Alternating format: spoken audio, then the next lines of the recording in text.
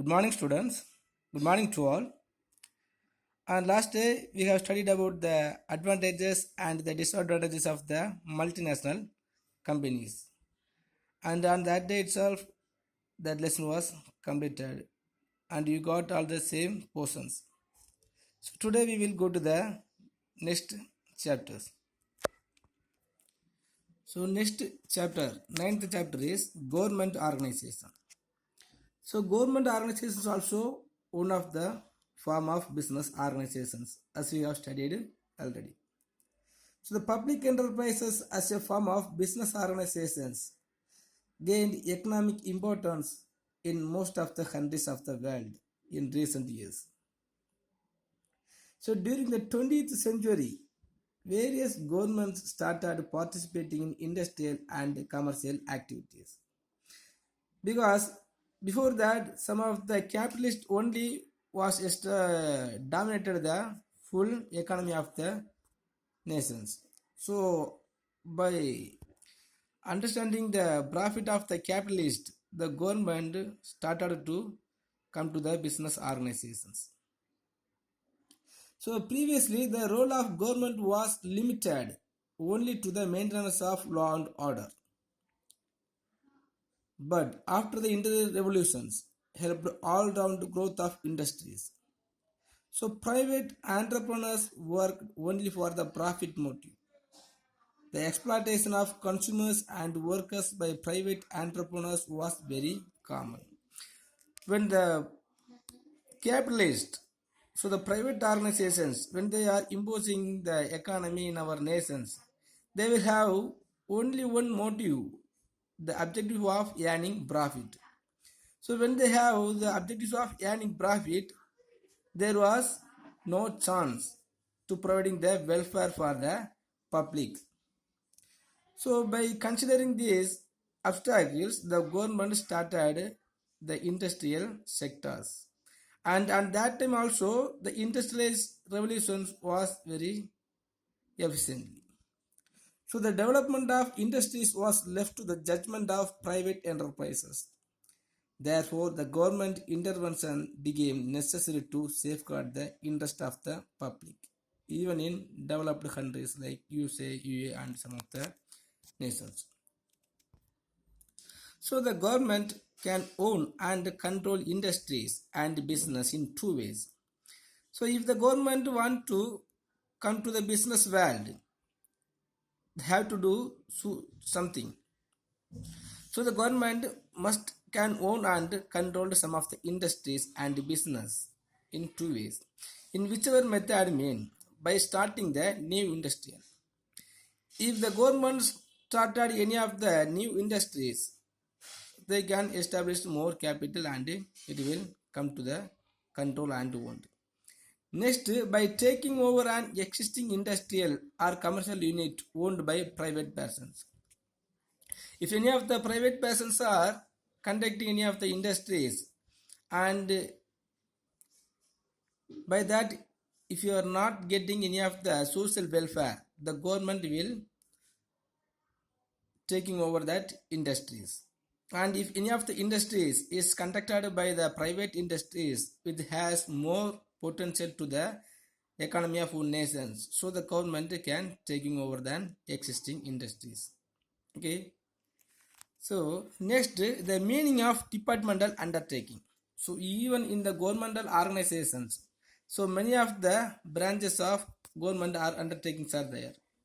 So one of the government organization is departmental undertaking. So the department form of organization of managing state enterprises is the oldest form of organization.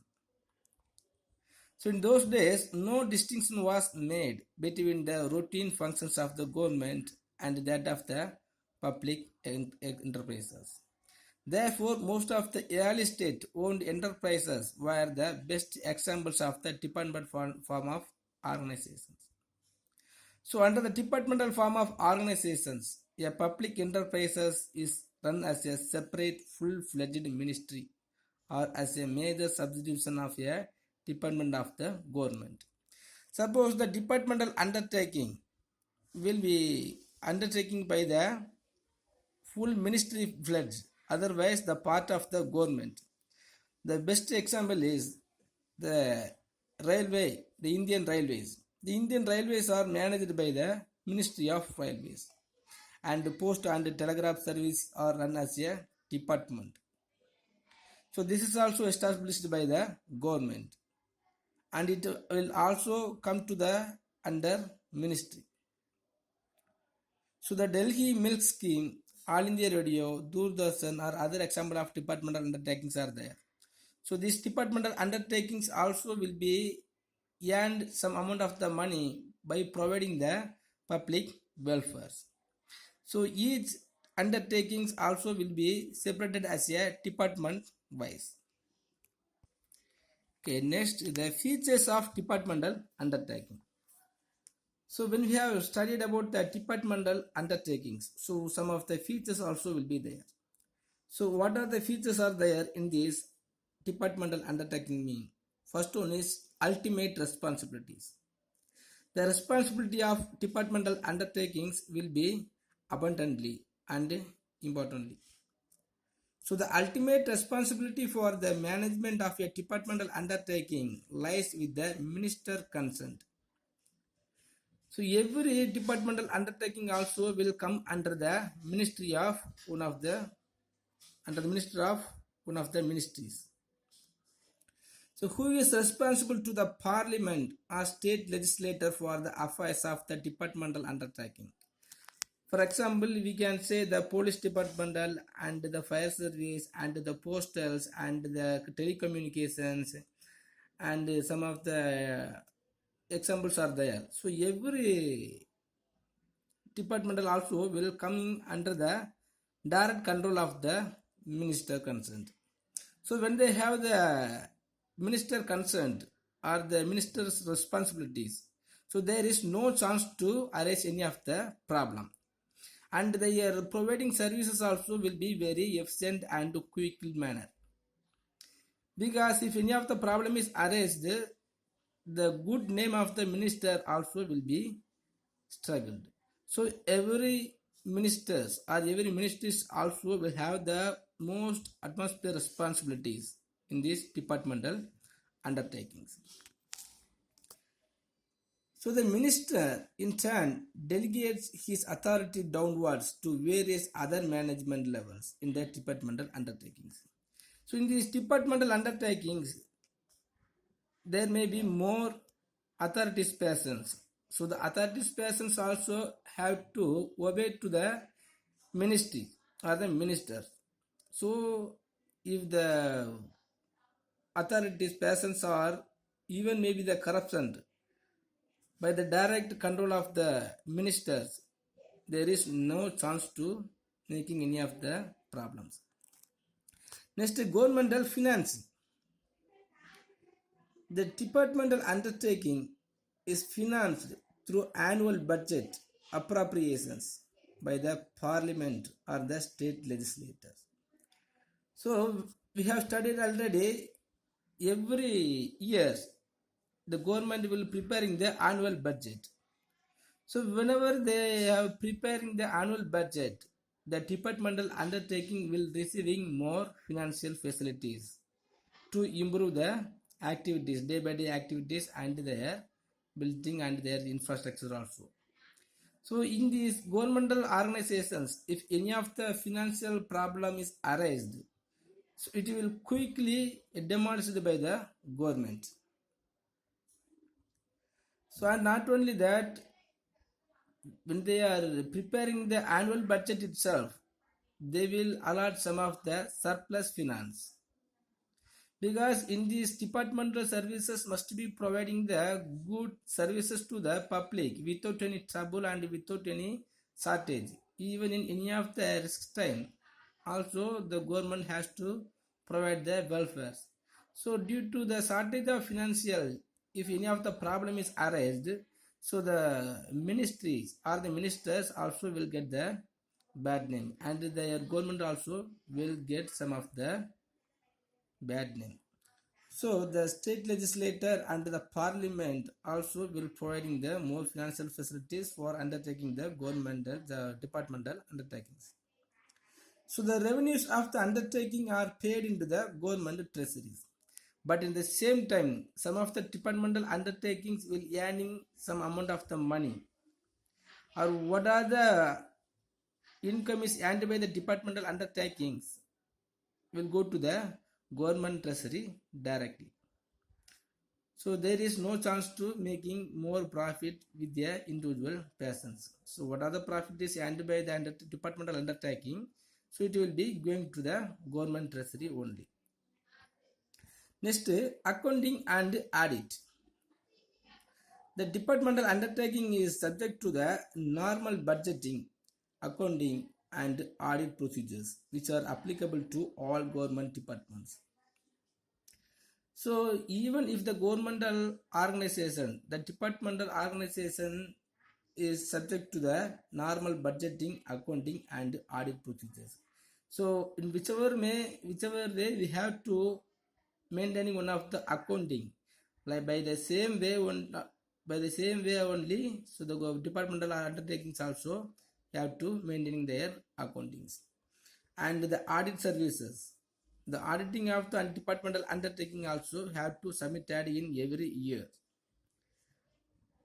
For the separate auditor will be appointed by the government itself.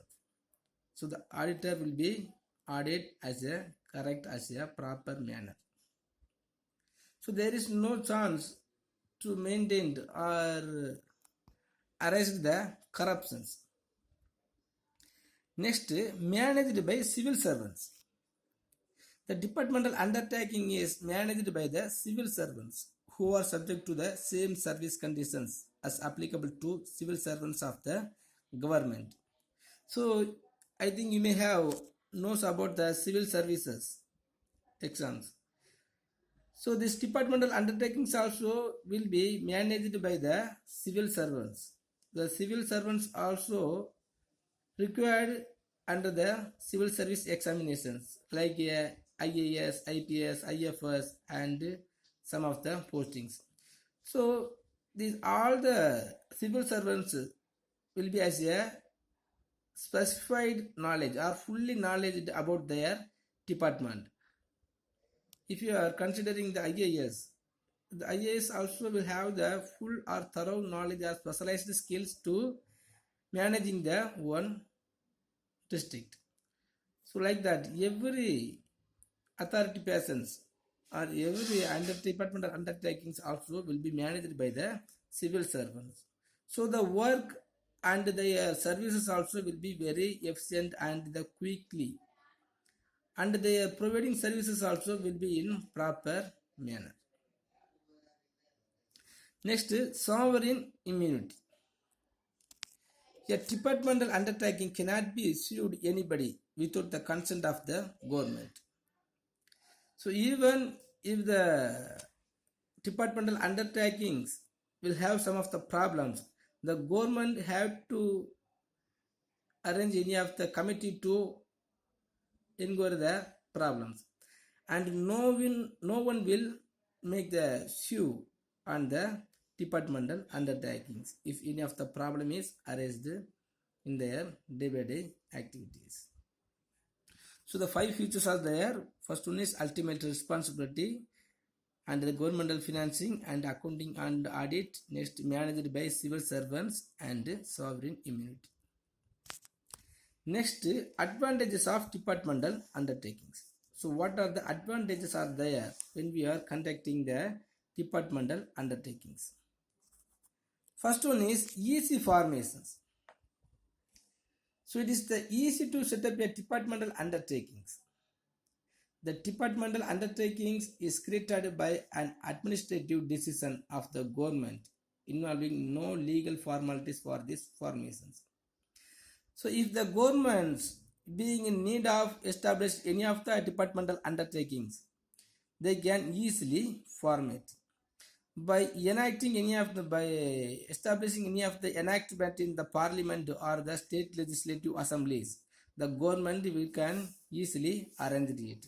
So without having any of the rules and regulations and norms and conditions, it can easily arranged by the government or under the ministries.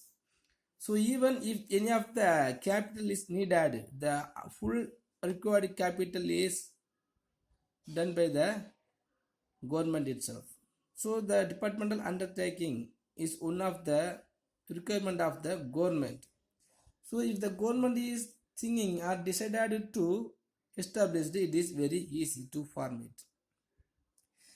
Next, direct and control of parliament or state legislator. If any of the departmental undertaking is established by the central government, so the direct and control will be by the parliament. And if it is established by the state legislative or state government, so the control also will be controlled by the state legislative assembly. So the departmental undertaking is directly responsible to the parliament or the state legislator through its overall head, the minister concerned. So already we have studied in our nations or in our state, so many of the departmentals are there. So the police departmental or milk department and the railway department and what other department are there. So in every department is also direct and controlled by the parliament and the state legislative assemblies. Even if there is more managers and the board of directors and some of the authority persons, so they will direct and controlled by the parliament and the state legislative assemblies, because it was concerning with the minister and the ministries. So all the direct and controlled by the parliament and legislative assemblies. So there is no problem to arise any of the problem and any of the corruptions also. Next is secrecy maintained. The strategic industries like defense and atomic power cannot be better managed other than government departments. So the department undertakings can maintain secrecy in their workings. So some of the departmental is must be controlled and established or owned by the government only, because some of the industries like defense and the atomic powers cannot be able to conducted by the private industries, because the secrecy of the working in the atomic and the defense must be the protecting of the whole nations. So the protection of the nations must be protected by the government only. So the department undertakings can maintain secrecy in their working. So what are the secrecy is created by the department, so it will be maintained as secretly. So when we are comparing to the private organizations, the secrecy will never maintained, because on the objectives of earning profit, some of the labor or manager or some of the authorized person itself will be spread over their secrecy and their departmentals. Next, less burden of tax.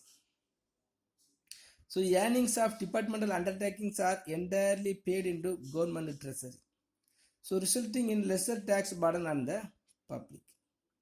So most of the earning is earned by the departmental undertakings is going to the government treasuries. So because of that, the tax paying on the public will be reduced abundantly. So by conducting the departmental undertakings, so the public will be leaving from paying the tax on the government. Next, instrument of social change. So the government can promote economic and social justice through departmental undertakings. Hence, a departmental undertaking can be used by the government as an instrument of social change. So some of the problems arised among the peoples or among the societies will be demolished or eliminated by the government and some of the departmental undertakings. So some of the crime is arranged among the societies. The police department will be taking actions. So when they are taking actions, some of the social change will be made in our societies. So like that, wherever some of the problems like this arised, so the department will be taking actions and they will bring some of the social change. Next, lesser risk of misuse of public money. As the departmental undertaking is subject to budgeting, accounting, and audit procedures of the government, the risk of misuse of public money is relatively less. So, when we are comparing to the private organizations, there also will be maintaining the accounting and the auditing. But when they are doing like so, some of the corruptions and their retapism may be arranged. So the corruption is also will be existing in the government organizations. But even in these departmental undertakings, many of the higher authorities and some of the ministers will be there. And under the controlling of the ministries only, all the budgeting and accounting and audit process will be conducting. So the risk of misuse of public money will be relatively less, because most of the income is going to the government treasuries through the government undertakings only in the form of public. So the public money will never going to higher. So the lesser risk of misuse of public money will be there under the governmental undertakings. Next, the guided by rules and regulations of the ministries. The officers of the departmental undertaking are under the supervisions of the direct administrative control of the ministries. So even the management of the governmental undertakings is managed by the civil servants. So they are going to guided by rules and regulations of the ministries. Even in these ministries, many of the civil servants are there and some of the specialized knowledge persons are also there. So the civil servants also will be going to guided by rules and regulations of the ministries. They are guided by the rules and regulations of the ministry framed with the focus on public welfare. So even if any of the public servants or the civil servants have the profit motive, the social welfare only must be maintained by the rules and regulations of the ministries. Okay, students, today we have studied the advantages of departmental undertakings and the features of the departmental undertakings. So today just to take the study portions also as same. If you have any doubt, please ask me. Thank you.